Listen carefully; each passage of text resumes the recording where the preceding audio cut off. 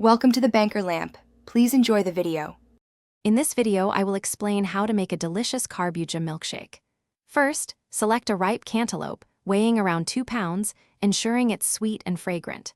Next, measure out 2 cups of chilled milk, whether you prefer whole or a lighter option. Don't forget 2 tablespoons of sugar, or your preferred sweetener, and a 1/4 teaspoon of aromatic cardamom powder. These simple ingredients are the foundation for a refreshing treat. Now, let's prepare the star ingredient. Begin by washing your cantaloupe thoroughly under cool running water. Then, carefully slice it in half and use a spoon to scoop out all the seeds and fibrous bits. Next, peel the skin from each cantaloupe half. Finally, dice the sweet, orange flesh into roughly 1-inch cubes, making it perfect for blending smoothly. This step ensures a consistent texture. It's time to bring everything together.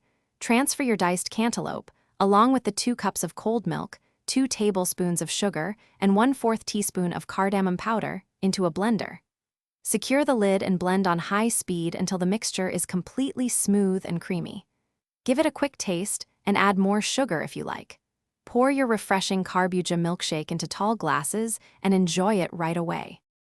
To elevate your milkshake, consider adding a scoop of vanilla ice cream before blending for an extra creamy texture. For a beautiful presentation, garnish with fresh mint leaves or a sprinkle of finely chopped pistachios. Remember to check the description for a link to the Echo Dot smart speaker and other great deals.